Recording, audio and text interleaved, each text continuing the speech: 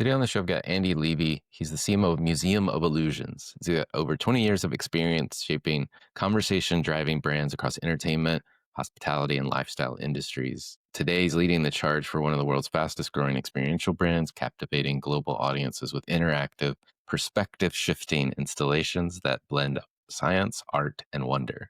Before joining Museum of Illusions, he was a CMO at Play Social, where he spearheaded the launch of Playground in Las Vegas. Before that, he was CMO at 2-Bit Circus, a new entertainment company reimagining amusement park for a digital savvy generation with immersive tech and social play. Earlier in his career, he spent several impactful years with Cirque du Soleil, where he led global marketing initiatives and strategic partnerships that brought the brand's legendary shows to millions across North America. Now, we also talk about his background starting out as an investment banker and now into illusions. So that and much more with Andy Levey.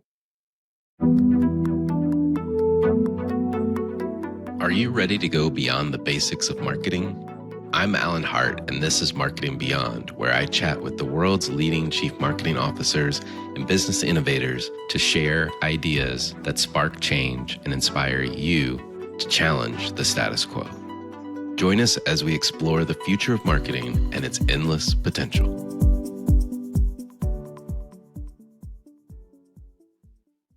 Well, Andy, welcome to the show. Thanks for having me, Alan. Yeah, I can't wait to have this conversation, in part because investment banking, circus, and illusions, I don't think I've ever put into one sentence together. And yet they all live inside of you. So tell me, how do those three things, investment banking, circus, and illusions all fit together for you? It's a long and winding road, Alan, and I'm the sum of those parts today, but it was not always a clear journey. I got my background in finance, and first couple of years of my career, I worked in investment banking for a large mutual fund, doing all sorts of analysis and things like that. And to be fully honest, I did not enjoy any minute of it, but it was great. And I'll never forget really the impetus for all of this was working on a deep analysis, running all sorts of macros to do this report. And it was like a Friday night and I had something due first thing on Monday. So I had to grind over the weekend. And my brother, who's younger than me, called me because this might have been before text messaging, but called me and it's like, "Hey, what are you up to? It's Friday. I'm working at the office." And at this time, I was living in Colorado, and he was going to school at UNLV in Las Vegas. And I was like, "Oh, what are you doing?" He's like, "Oh, I'm going to this party with like George Clooney and Randy Gerber and all these people. Cindy Crawford might be there." And I was like, sucks. This just is lame. This is not for me. So kind of from that moment on, I decided I wanted to change my path. In college, I went to Tulane University in New Orleans. So in college, I was used to going out and partying and being very social. And so it was that kind of mind shift where I wanted to really be involved in more social facing, more consumer facing elements. And so I set it in my sights to go back to school. I moved to Las Vegas, ended up going to grad school at University of Las Vegas, got my master's in hotel and restaurant management because I had no true experience in that field, and then got my MBA with specialization in marketing. And as I was doing that, I also went back to work in the field and really learned and worked in the nightlife and hospitality scene for quite a few years and just rose in the ranks. And then I turned 30 and got married, and the nightlife industry, that's kind of ancient retirement age. And so was trying to figure out what my next steps were. And I had the opportunity to go work for Cirque du Soleil in Las Vegas. And so was really at the verge of kind of the first social and digital marketing space with Cirque in Vegas. Like in the nightclub days, we were writing, like that's how I learned to write code. We were writing like MySpace templates and updates and codes like that. And so at Cirque, we tried to be as like social first moving as possible because that was just like the golden age of brand social media where you could kind of stumble your way through it. Worked there for 3 years in Vegas, got promoted, and actually moved to Montreal. Oversaw basically the internal agency that supported both the resident shows and the touring shows, and then advising on all sorts of other different projects. And so that took me from kind of a Vegas base to a global base, and was also in Montreal for 3 years, and then had the opportunity to do a Cirque style project in Dubai, which was like a startup basically, Mm.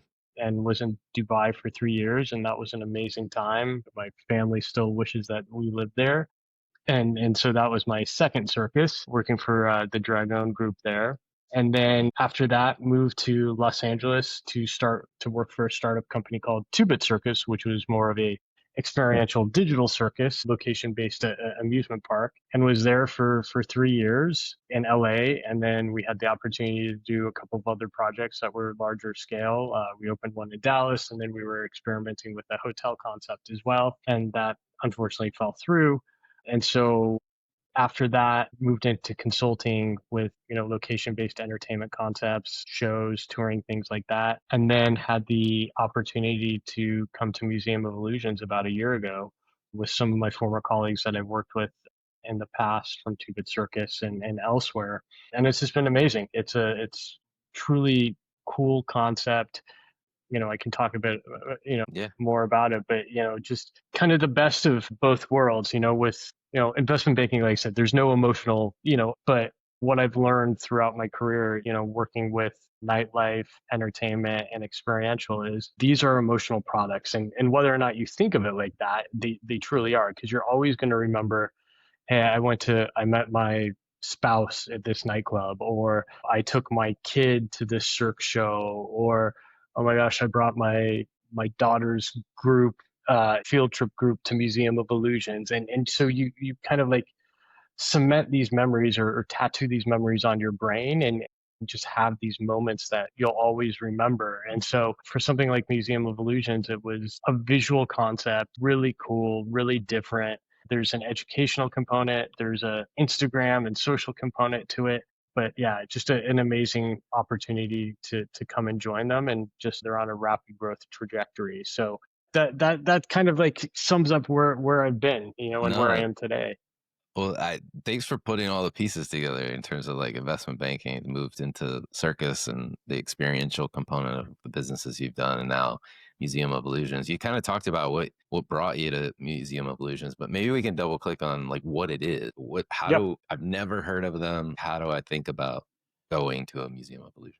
Yeah, I mean, I joke, and obviously, is one of my mandates is to make sure it's on the tip of everybody's tongue, and Right. everyone knows what we are. But like, I tell people, and they're like, "What is that place? I've never heard of it." And it's just like, so my joke is, we're one of the biggest brands that you haven't heard of. We have over 70 locations worldwide, and we're growing rapidly. Museum of Evolution started in Zagreb, Croatia, about 10 years ago by two gentlemen that were really entertained by Brain Games, if you remember that TV show. Oh yeah, Um, yeah. and so they wanted to create something where people could come and really test their brains, learn stuff, and have fun. And so they grew quickly in Europe, franchised it out, grew quickly in the US. And then about 5 years ago, we started to realize that, like, hey, we should run these ourselves and operate them ourselves. And so we launched our first location in Charlotte, and have grown substantially since then. And so Museum of Illusions, we like to say we're here to reimagine reality, but at every museum that you'll go to, there's 60 plus interactive exhibits and illusion rooms. And so that's anything from patterns on the wall that are kind of like 3D objects that will mess with your brain, to photo ops where it looks like you are smaller than someone else and they're taller than you, to like our big marquee exhibits are, we have a reverse room, which is something's askew here. It looks like you're riding a train, but you're hanging upside down. Or we just opened in Salt Lake City, so we have a dirty soda bar, so you can sit upside down at the bar. Other ones are building illusions, so like iconic buildings in each city, and you get to climb on them and look like Spider-Man and hang upside down. And so it's a fun concept. It's really cool. Obviously there's countless photo ops, always, Right. kind of defying and challenging reality, and really giving that people the hook, because it is experiential wise, this is a FOMO business, right? People always Mhm. want to imagine themselves going through whatever they see through someone's TikTok or Instagram. And obviously this is, one of the biggest places to do so. The other thing too is We have the name museum in our name. We are an attraction, but we're not just kind of one of those like, hey, just show up and spend 40 minutes to 90 Right. minutes with us and leave. There's a lot of science and education that goes into everything that we do. All exhibits are backed up through science and education. We have a partnership with STEM.org where we actually have curriculum that talks about each exhibit. So that can be used for field trips and things like that. So we are fun, but we're also serious about education and the environment that we provide. And obviously, as we grow and come into every community, it's really important that we become a member of the community and not just kind of like a retail shop that pops up and you ribbon cut and say, see you later. It's Hmm. important for us to interact in the community. Yeah.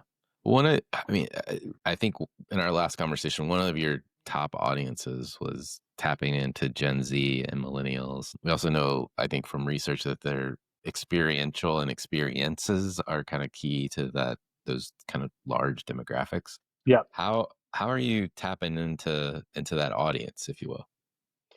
Yeah. I mean, this is, the camera eats first, right? The camera Right.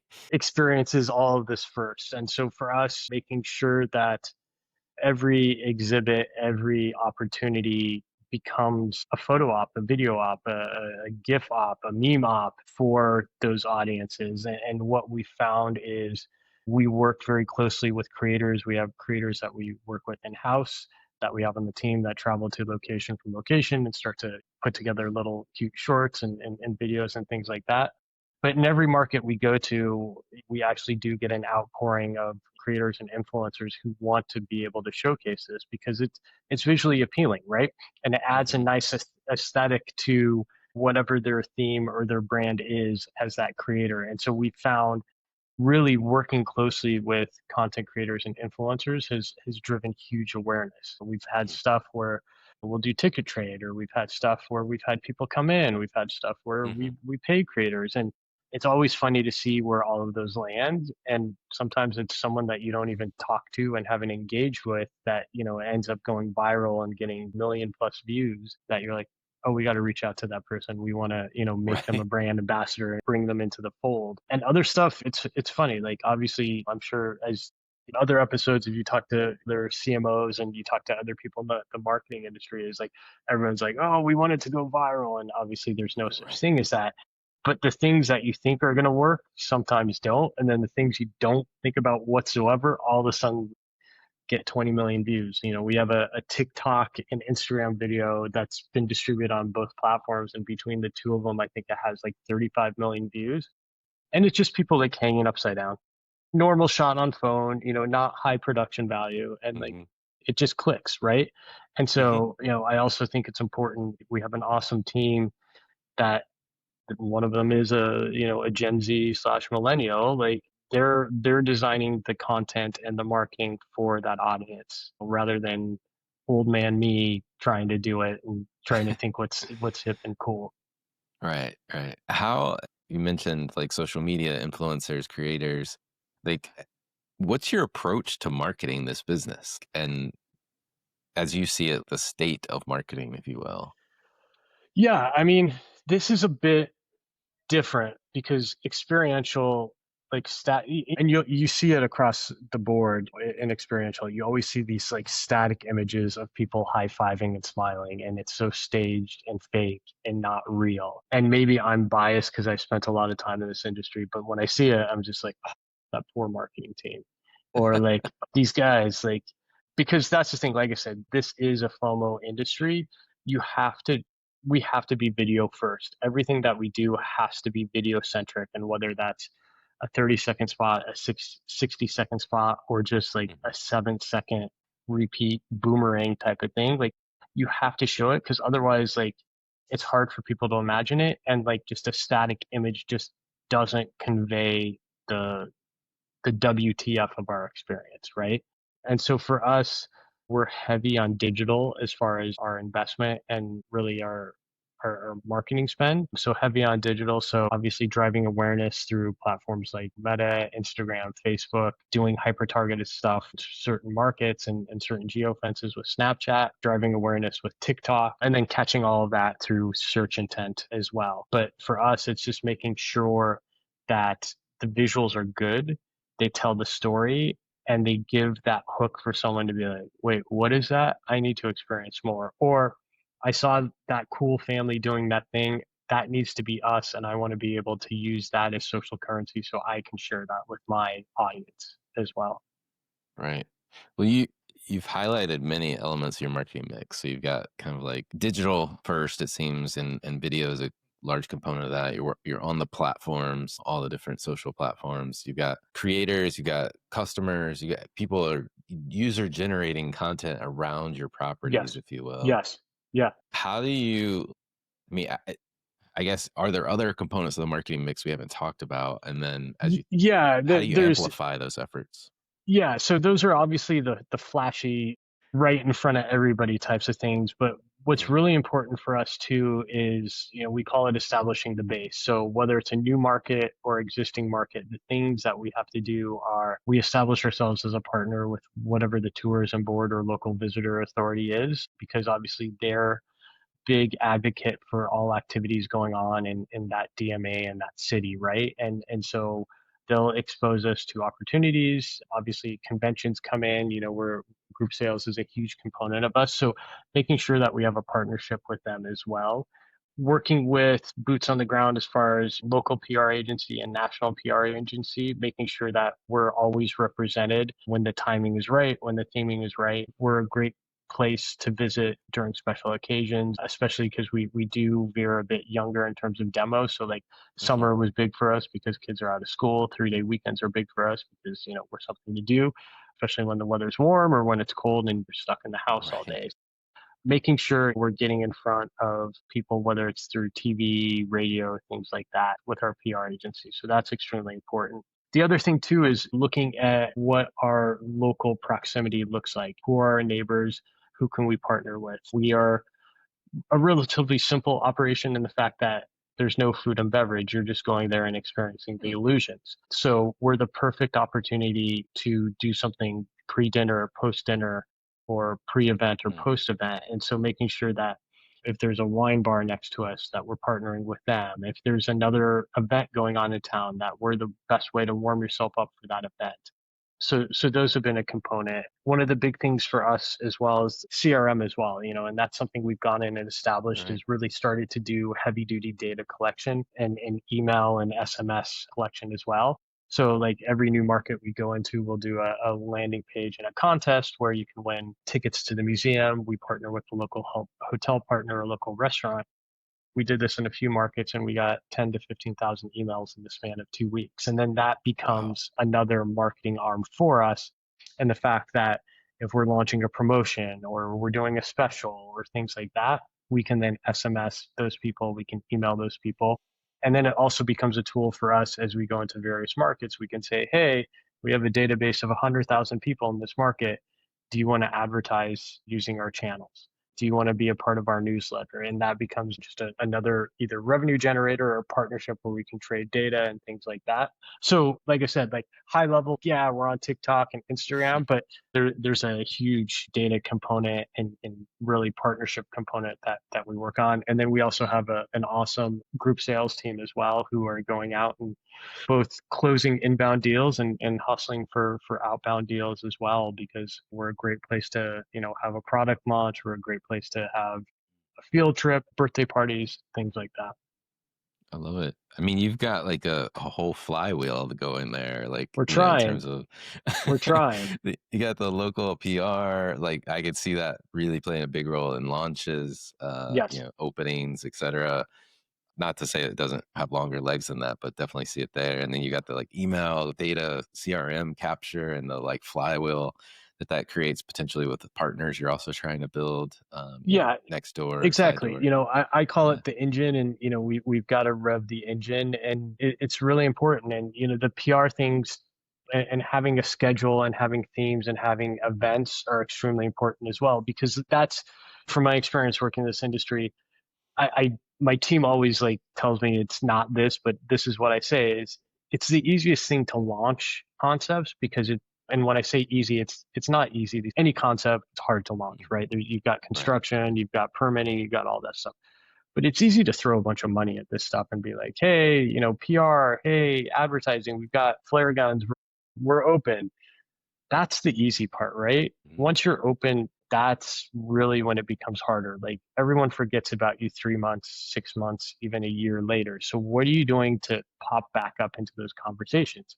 Depending on the market that you're in, you may be the only thing, or there may be four more concepts similar to yours or bigger or smaller that launch, or a market like Vegas where the population places itself every 48 to 72 hours. Like, how do you get ahead of that? And so it's really important for us, and I have an awesome team, and we're always trying to think like, how do we get ahead of these things? How do we plan? How do we plan for the holidays? What are opportunistic things that we can do? And so that's the thing is we're not a set it and forget it type of mindset where we Mm. view ourselves as always going to battle and always trying to fight for that additional ticket sale. Gotcha, gotcha. Well, you've mentioned partnerships a couple of times and brand partnerships. I'd love to talk a little bit about them and like how they help you expand your reach. You mentioned STEM.org and the curriculum that you built to try to like reinforce. I'm guessing like field trips and school visits and things like that. I mean, partnerships are extremely important for us because it helps validate and legitimize us as a brand, or it helps validate and legitimize any other up and coming brands up there. But it's a good sync of audiences or trying to figure out how to get a different distribution channel that we haven't gotten before.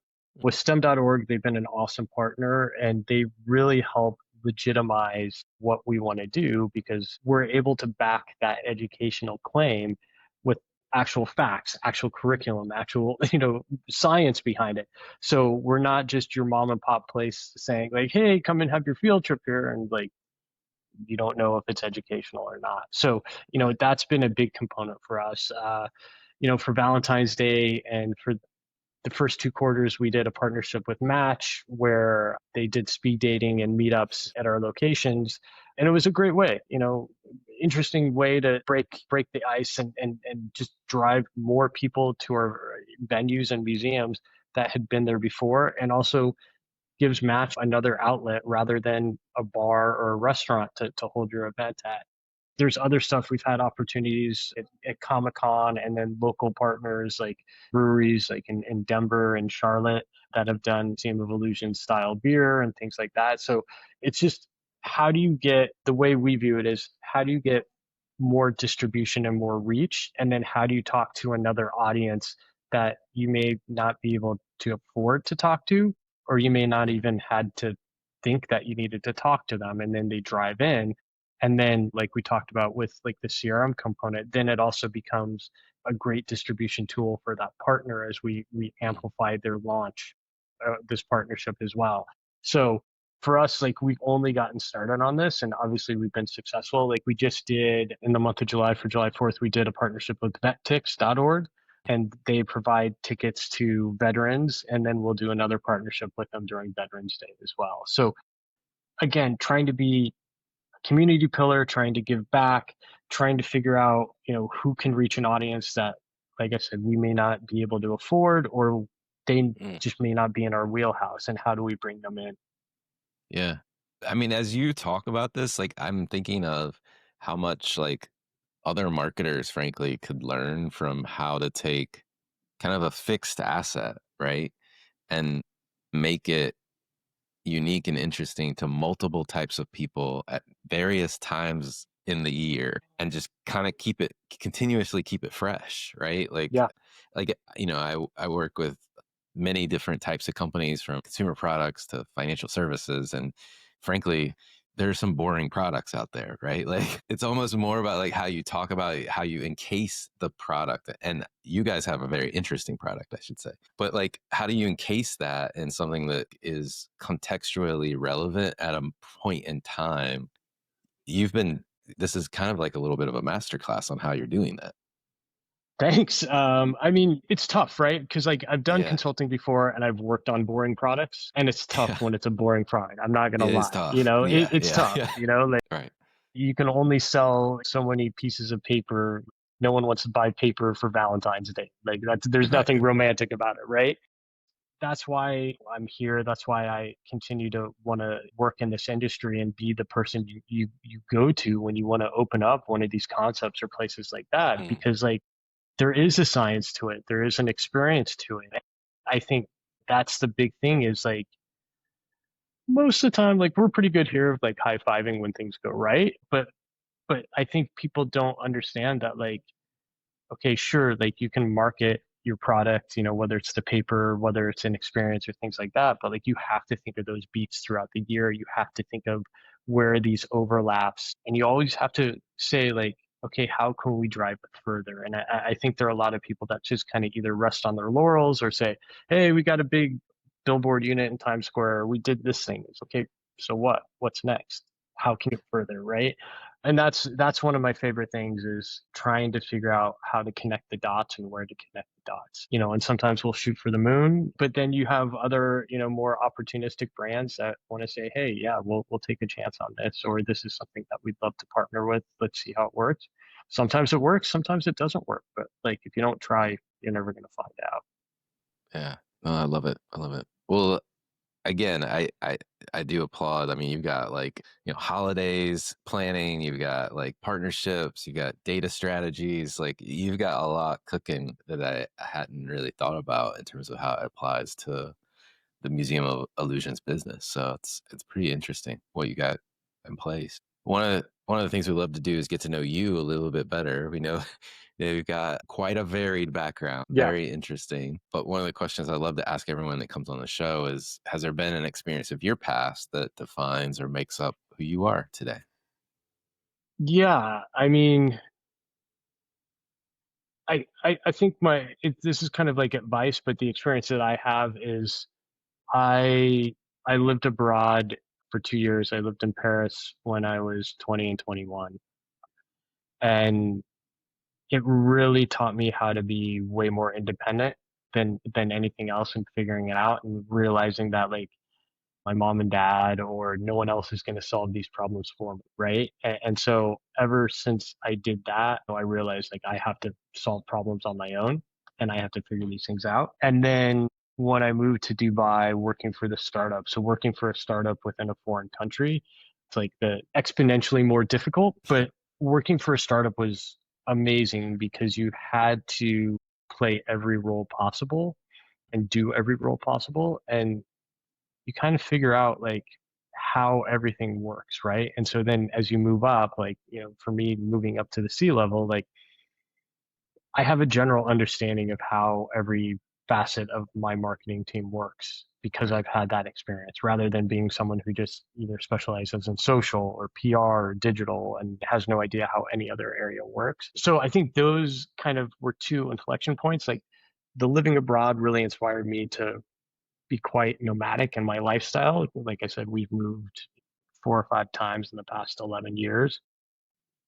Not planning on moving anytime soon. But I think some people, in some countries, you have to join the military when you're 18 or 21. It's a requirement. Mhm. So if I had my druthers, I think I would require people to go live abroad for 2 years when they're 18 or 20. And then I would say professionally as a marketer, I would require you, after maybe 3 years or 5 years, I would require you to go work at a startup.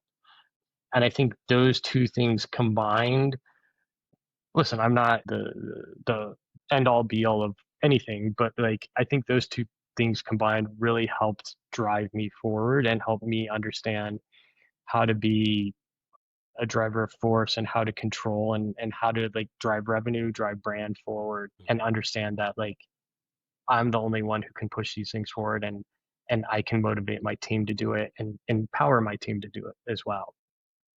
And so yeah, I mean, like I said, those two factors really helped identify and help mold who I am today. Love it. I doubled down on the entrepreneurial experience. I mean, I've had my own as well, and it's great to have the title on the card. But when you're still taking the trash out, it's a humbling experience. Yeah, I mean, that's just it. Like the startups component, and then like I did consulting prior to Museum of Illusions. Like someone's got to pay the bills, right? And and Right. and and just because you're a consultant doesn't mean they pay the bills for you. So you got to go chase and Mm-mm. ask and I think that's it. It's like the sooner you get used to asking uncomfortable questions or asking for uncomfortable things, like Right. being in that weird position, like the easier your life will be and the easier you'll be able to take on more of these challenges. And I say you won't get phased by it, but like even to this day, like I still get phased by certain things where I'm just like, I thought I've seen everything, but okay, cool. All right, great. Yeah.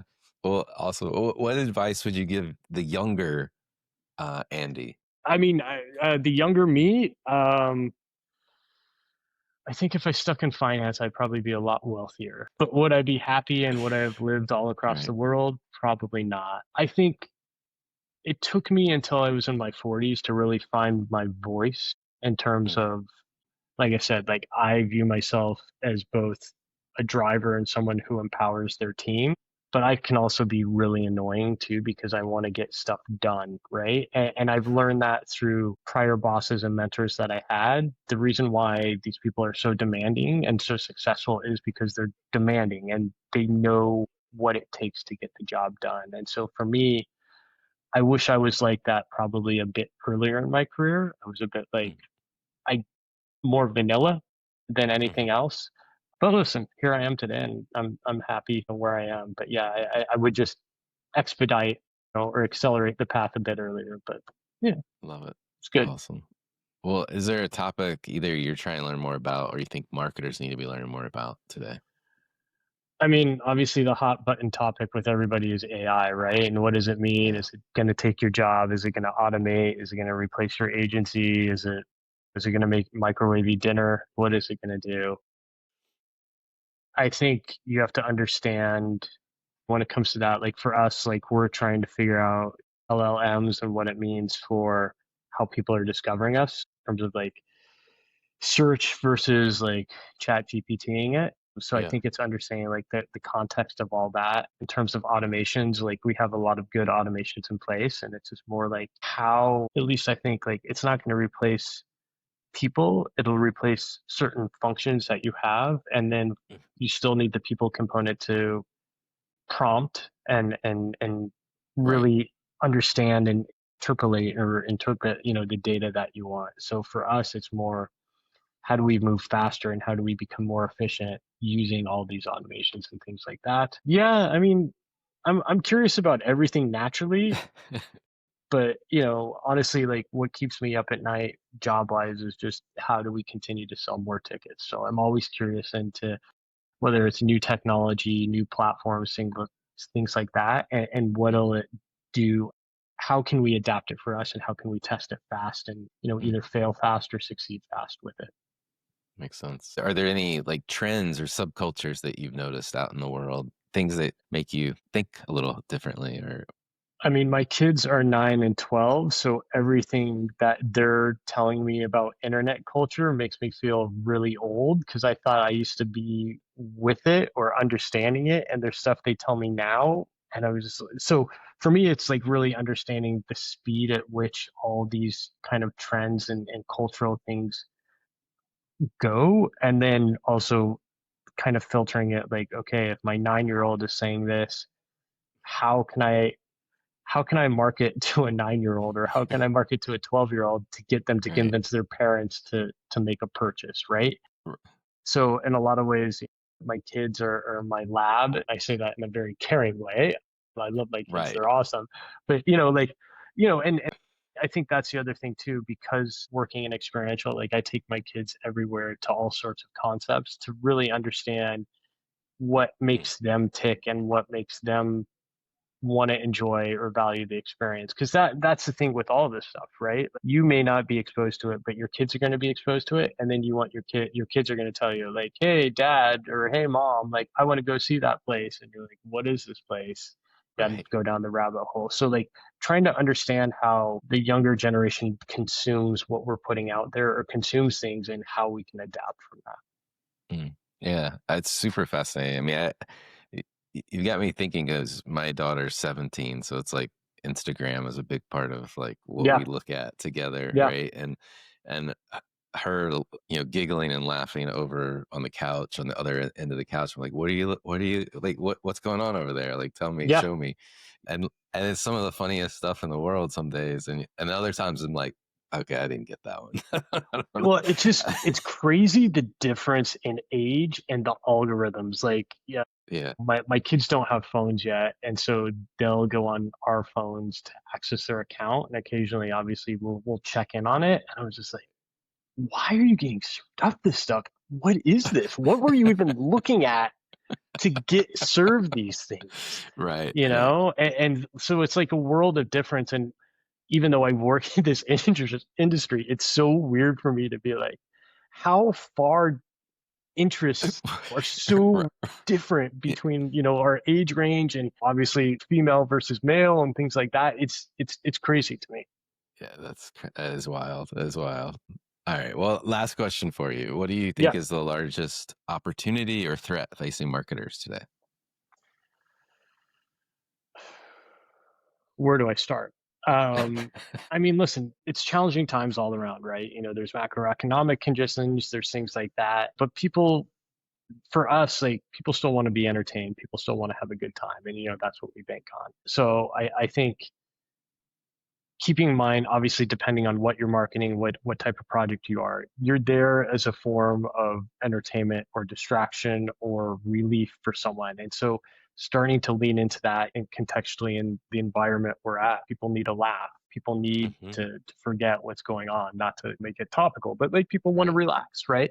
So how can you lean into that more and bring that affinity closer between yourself and the brand and that person, right?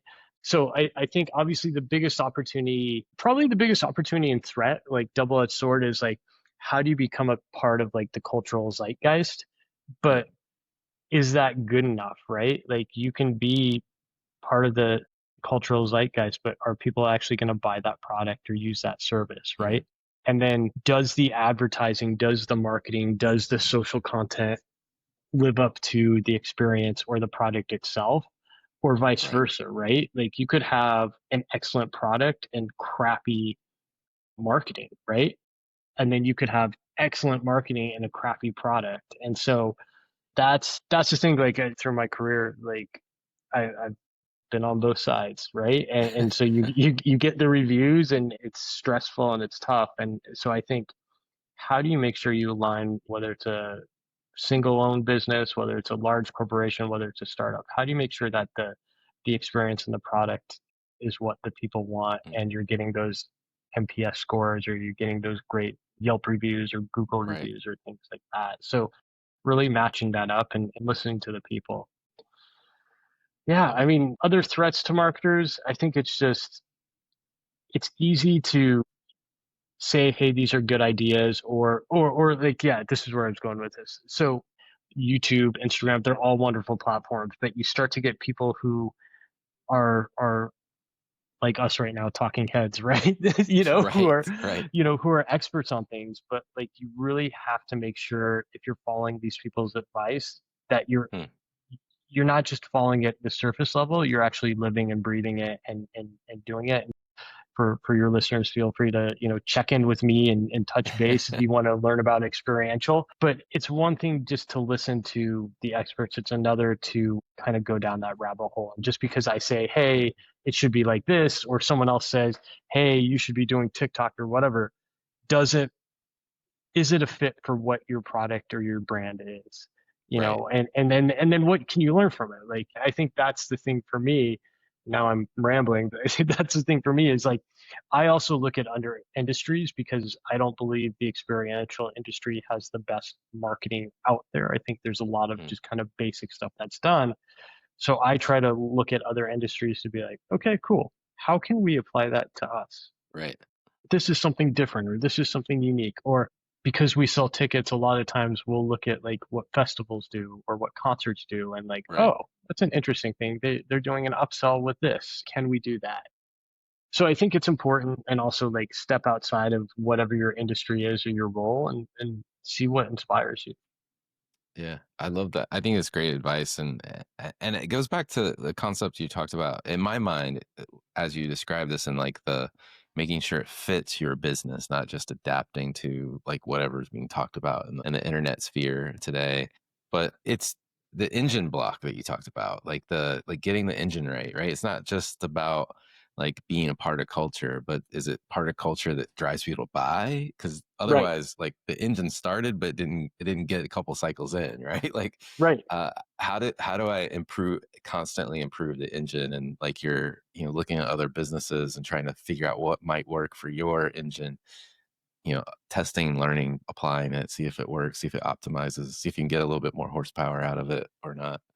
Yeah, Um, exactly. And that's the thing too. Sometimes you might get more horsepower, i.e. exposure, but like people aren't going to right. buy. Is it Yeah. your price? Is it a product that like people Right. don't want, or they'll, or you're like a SaaS platform that, the public's not going to care about. So yeah, I think it's those things, and really understanding what makes it tick. And like I said earlier, like I'm a curious person, and I'm always trying to figure out like what makes our business tick, and what Mm, that is today might not be the same thing tomorrow. And that's something also, marketers shouldn't take for granted as well. Is just because right. you're selling well today doesn't mean that 3 months from now you could be stressed out and like panic stricken, and like what's working for you isn't working. And so Right. just know that you're always, well, you're plugging holes in the dam on a daily basis. Well, Andy, thank you for coming on the show. It's been fun to talk about your background, your career, but also take away some learnings from how you think about marketing. Awesome. Thanks for having me, Alan.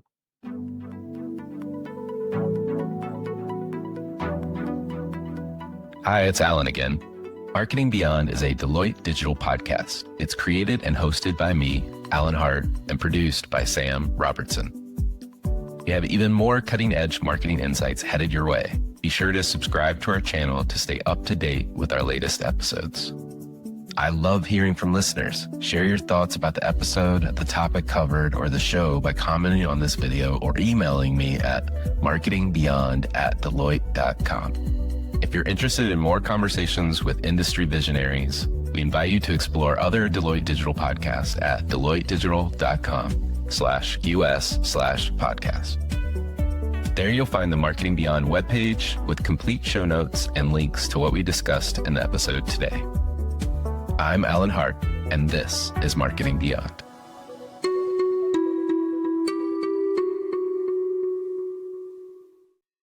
The views, thoughts, and opinions expressed are the speaker's own and do not represent the views, thoughts, and opinions of Deloitte. The material and information presented here is for general information purposes only and does not imply endorsement or opposition to any specific company, product, or service.